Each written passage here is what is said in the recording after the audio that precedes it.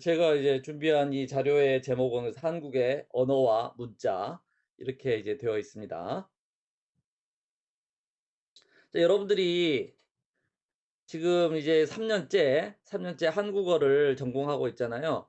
그쵸? 그래서 이제 한국어를 전공하고 있는데 이 한국에서 쓰이는 언어라고 하는 것은 공식적으로 한국어가 한국에서 쓰이는 공식어가 됩니다. 그래서 한국어는 도대체 어떠한 언어냐, 어떠한 역사를 가진 언어냐라는 것을 이제 여러분들에게 잠깐 뭐 이야기를 해볼게요.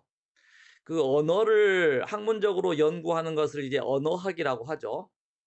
그래서 이제 언어학에서 세계 여러 나라의 언어를 그 연구할 때 여러분 세계에 있는 언어는 지난번에 한번 이야기했듯이 몇 개쯤 될까라고 하면 여러분들 예상을 훨씬 벗어나는 6천 개 이상, 어떤 학자들에 의하면 뭐 7천 개까지도 이야기를 한다라고 합니다. 그래서 굉장히 많은 언어가 있고 이러한 언어를 비교하고 분석하면서 연구를 하다 보면 언어가 6천 개나 있는데 그 모든 언어가 각각 다 서로 다른 게 아니라 서로 비슷한 특징을 가지고 있는 언어들이 있다라고 해서요. 그런 언어들을 분류할 때 어족, 한국어로 발음하면 어족, language, family, 어족으로 이제 구분을 뭐 하곤 합니다. 한국어는 이렇게 어족으로 분류를 하면 그 이제 반대하는 들도 있지만 뭐 알타이어다. 그래서 이제 세 개가 이렇게 있잖아요. 이렇게 세 개가 있으면 일단 우리들이 제일 많이 들어봤을 만한 게 이 서양의 언어를 인도 유럽 어족이라고 하고 인도 유럽 어족이라고 하고 그다음에 뭐 이 중동 지방의 뭐 셈 어족, 뭐 함 어족 이런 게 있고요.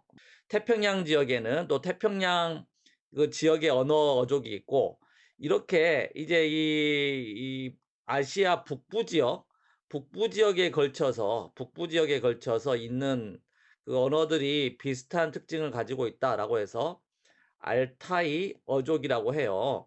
이 알타이 어족에 속하는 게 투르치, 터키어, 그다음에 뭐 몽골어, 그다음에 여러분 중에 뭐 만주족이 있는지 모르겠는데 이 만주어, 그다음에 일본어, 그다음에 이 한국어 등이 이제 이 알타이어족이다라고 이제 분류를 했습니다. 근데 최근에는 일본어나 한국어는 이 알타이어족이 아니고 그냥 이 독특한 특징을 가지고 있는 그냥 그 어족에 속하지 않는 그 고리버이다. 친척이 없는 고리버이다라고 이제 이야기하는 학자들이 많아지고 있어요.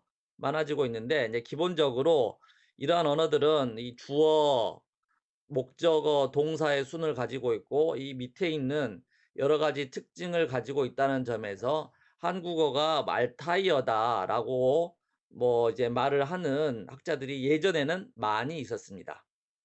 여러분 중에 뭐 몽골어나 일본어도 여러분 좀 배운 사람들이 있겠죠. 이런 언어들은 한국어와 비슷하다라는 느낌이 있어요. 여러분들이 일본어를 좀 배울 텐데 일본어를 배우면서도 한국어와 문법이 비슷하고 뭔가 특징이 비슷한 점이 많다. 그래서 배우기가 쉽다. 이런 느낌을 받을 수 있을 거예요. 그 몽골 사람들도 한국어를 배울 때 되게 쉽다. 좀 배우기 쉽다. 이렇게 느낀다고 합니다.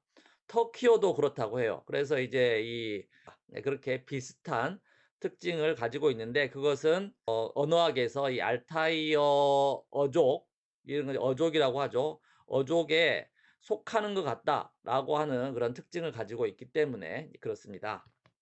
그래서 한국어의 이 알타이어적인, 물론 알타이어가 아니라고 보기도 하지만 알타이어적인 특징은 뭐가 있느냐라고 하면 일단은 이 어순에서 SOV, 그래서 이제 주어, 그 다음에 목적어, 그 다음에 동사의 순서를 가지고 있다. 영어나 여러분들이 사용하는 중국어는 SVO죠.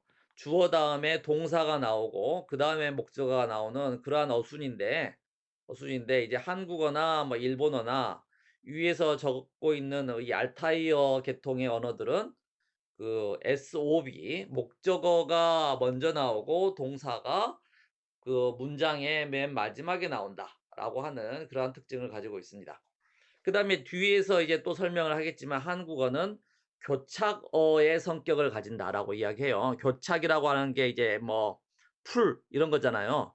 그래서 이 이제 주어가 있고 목적어가 있고 동사가 있으면 이게 문장 안에서 어떻게 주어인지 아느냐 이런 것들을 뒤에 조사와 어미 변화를 통해서 이 문장 안에서 주어, 목적어, 동사를 구분할 수 있다. 이런 특징을 가지는 것을 이제 이 교착어라고 이야기를 합니다. 이거는 이따 뒤에서 다시 한번 좀 자세히 설명을 할 거예요. 그래서 어순이 이렇고 교착어의 특징을 가지고 있고 그 다음에 한국어의 발음, 소리에서 특징을 보면은 이런 몇 가지 특징을 가지고 있다라고 할 수 있습니다. 자, 두음 법칙을 가지고 두음은 이렇게 쓰는 거예요. 두음 법칙이 있다라고 합니다. 이거는 뭐냐면요.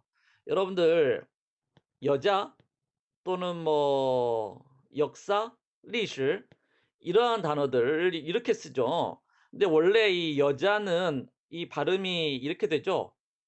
녀입니다. 그래서 남녀,男女, 중국어도 뉘잖아요. 그래서 근데 그리고 역사 같은 경우에는 이거의 원래 발음은 력입니다. 력. 그래서 여자, 력사라고 쓰지 않고 이런 니은이나 리을 발음이 그 단어에 처음 나오게 되면, 단어의 앞으로 나오게 되면 이게 니은이나 리을이 이응으로 변한다. 이응으로 변한다라고 하는 것이 이제 두음 법칙입니다.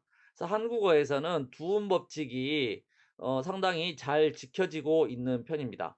여러분들이 이제 이 북한이나 조선족 쪽에서 나온 문헌을 보면 그래서 여자, 력사라고 쓰는 단어들을 볼 수가 있는데 한국에서는 이렇게 쓰지 않습니다. 여자 역사로 써요. 그래서 여러분들이 가끔 장문을 하거나 할 때 이렇게 뭐 여자나 력사 이렇게 아니면 노동 이렇게 쓰는 사람들이 있는데 이거는 아마 이제 이 그 다른 쪽 한국이 아닌 북한이나 조선족이 쓴 글을 뭐 여러분들이 참고하면서 생기는 실수라고 할 수 있어요. 한국어에서는 부음 법칙이 적용된다. 그다음에 모음조화라는 게 있죠. 모음조화는 뭐냐면 이거는 그 유엔인 모음에는 이 양성 모음과 음성 모음으로 구분을 해요. 그래서 아라든지 오 계통이 이제 이 양성 모음이고요. 음성 모음은 어라든지 우라든지 으 이런 것들은 음성 모음입니다. 양성 모음은 뭔가 작고 그다음에 밝고 이런 느낌이고요. 그다음에 음성 모음은 뭔가 크고 뭔가 무겁고 어둡고 이런 느낌을 가지고 있어요. 그래서 한국어의 모음은 양성 모음은 양성 모음끼리, 음성 모음은 음성 모음끼리 서로 친하고 잘 어울리지 않는다라고 하는 특징이 있습니다. 그래서 여러분들 별이 반짝 반짝 이렇게 하고요. 뭔가 좀 그 빛이 강할 때는 번쩍 번쩍 이렇게 합니다. 그러면은 반짝반짝은 조금 작고 귀여운 느낌이고 번쩍번쩍은 뭔가 크고 무서운 느낌이에요. 무서운 느낌입니다. 이런 식으로 양성 모음이냐 음성 모음이냐에 따라서 느낌이 다르고 그다음 양성 모음은 양성끼리 음성 모음은 음성끼리 이렇게 서로 어울리고 이 두 사이가 친하지 않다라고 하는 뜻이에요. 여러분들이 이제 그 팡러 살이 쪘을 경우에 살찐 느낌이 작고 귀여우면 똥똥하다라고 이야기합니다. 근데 이제 크고 뭔가 좀 이렇게 무거운 느낌이 들면은 뚱뚱하다 이렇게 이야기를 하기도 해요. 그래서 이제 이 양성 모음을 쓰느냐 음성 모음을 쓰느냐에 따라서 이제 이 느낌이 달라진다. 이런 게 이런 게 이제 모음 조화 현상, 모음 조화 현상이다라고 이야기할 수 있어요. 그다음에 이제 여러분들 중국 학생이 그 한국어를 배우는 과정에서 발음에서 이제 어려운 부분 중에 하나가 이 쇼인 받침이죠. 그래서 한국어에는 받침이 꽤 많이 존재하고 있습니다. 여러분 알다시피 한국어에서 배우는 자음들이 그 자음, 기억, 니은, 디귿 모든 자음들이 다 받침으로 쓰일 수 있는데 받침 음으로 하면은 5가지가 있죠. 그래서 뭐 이제 아에 붙여보면 악, 안, 그다음에 앗, 그다음에 알, 암, 알, 암, 앙 6가지인가? 안, 암, 알, 앙 그렇게 이 정도의 음을 가지고 있고 이 받침이 굉장히 자주 나와요. 이 받침이 있으면 쇼인이 있으면은 소리를 아 하다가 이 악, 안, 앗, 알 이런 식으로 소리를 삐 하게 되죠. 그래서 받침이 많은 언어를 이제 폐음 언어라고 합니다. 한국어나 아니면 영어는 받침이 꽤 많은 폐음 언어라고 할 수 있어요.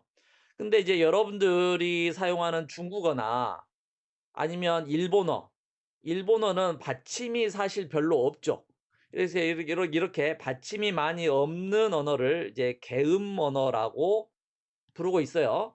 그래서 이제 여러분들은 중국 학생들로서 중국어 개음 언어를 이제 20년 동안 사용해 왔는데 이제 외국어를 배우는 과정에서 이런 한국어 받침이 많은 언어를 배우다 보니까 이게 이제 여러분들에게는 익숙하지 않고 좀 발음이 어렵다라고 하는 그런 인상을 받을 수가 있는데 그거는 한국어가 바로 이 폐음 언어, 즉 받침이 꽤 많이 빈번하게 발생하는 그런 언어이기 때문에 생기는 그 소리 음운상의 특징이다라고 이야기할 수 있습니다.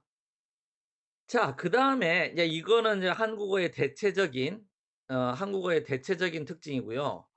그다음에 이제 여러분들과 그 언어의 형태론, 언어가 여러분 단어가 모여 가지고 이제 쥐즈 문장을 구성하게 되는데 그 언어에서 문장을 만드는 방법 단어를 가지고 문장을 어떻게 만드는가라는 것을 기준으로 해서 언어를 형태론상으로 구분을 하면 물론 뭐 여러 가지가 있지만 크게 세 가지 특징을 가진 언어로 이제 그 분류를 할 수가 있습니다. 그래서